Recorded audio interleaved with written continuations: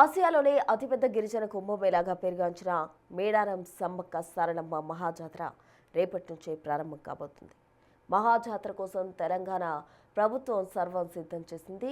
మన వనదేవతలకు దర్శించుకుని మొక్కులు చెల్లించుకునేందుకు తెలంగాణ రాష్ట్రంతో పాటు పలు ఇతర రాష్ట్రాల నుంచి కూడా భక్తులు తరలివస్తున్నారు. జాతర ప్రారంభం కాకముందే లక్షలాది మంది భక్తులు వచ్చి మొక్కులు చెల్లించుకుంటున్నారు. భక్తుల తాకిడితో మేడారం వెళ్లే రోడ్లన్నీ నిండిపోతున్నాయి. నిరంతర ట్రాఫిక్తో రోడ్లు జనసంద్రంగా మారాయి.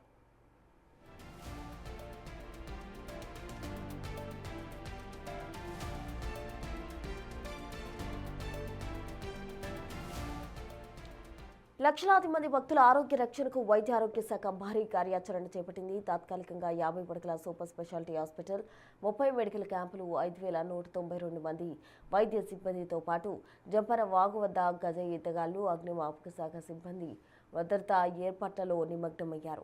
649 మంది వైద్యాధికారులు, 154 మంది ఆయుష్ డాక్టర్లు, 673 మంది నర్సింగ్ అధికారులు దీనికి సంబంధించిన విధులు నిర్వహించబోతున్నారు. సుమారు 1905 మంది ఆశా వర్కర్లు 24 గంటల పాటు నిరంతర సేవలు అందించనున్నారు. జాతర సమయంలో భక్తుల వ్యర్థాలు, ప్లాస్టిక్ వల్ల వ్యాధులు ప్రబలే ప్రమాదం ఉన్నందున జాతర ముగిసిన తర్వాత కూడా స్థానిక గిరిజనుల ఆరోగ్యం కోసం ప్రత్యేకంగా 10 మెడికల్ క్యాంపులు కొనసాగించాలని ప్రభుత్వం డెసిషన్ తీసుకుంది. అలాగే ములుగు, ఏటూరు, నాగారం వంటి సమీప ప్రాంతాల్లో ప్రభుత్వ హాస్పిటల్స్ కూడా పూర్తి స్థాయిలో దాన్ని పటిష్టం చేయబోతున్నారు.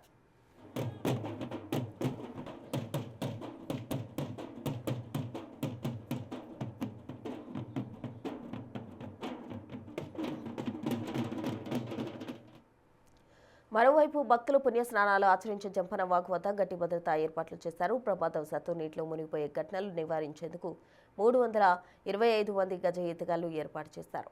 ఎస్డీఆర్ఎఫ్ సింగరేణి రెస్క్యూ టీం సభ్యులను కూడా సిద్ధం చేశారు. వీరందరికీ ఆధునిక లైఫ్ జాకెట్స్, అలాగే సర్చ్ లైట్లు, ప్రాణరక్షణ పరికరాలు అందజేశారు. ముఖ్యంగా మృతి శాఖ నుంచి 210 మంది స్విమ్మర్లు వాగు పొడవునా పహారా కాస్తుంటారు.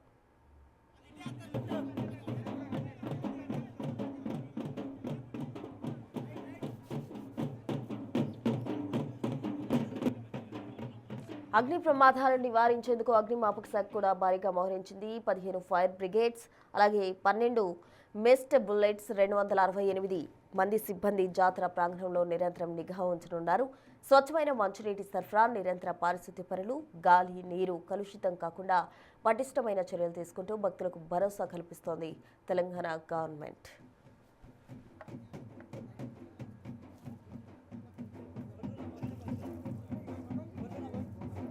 Get away.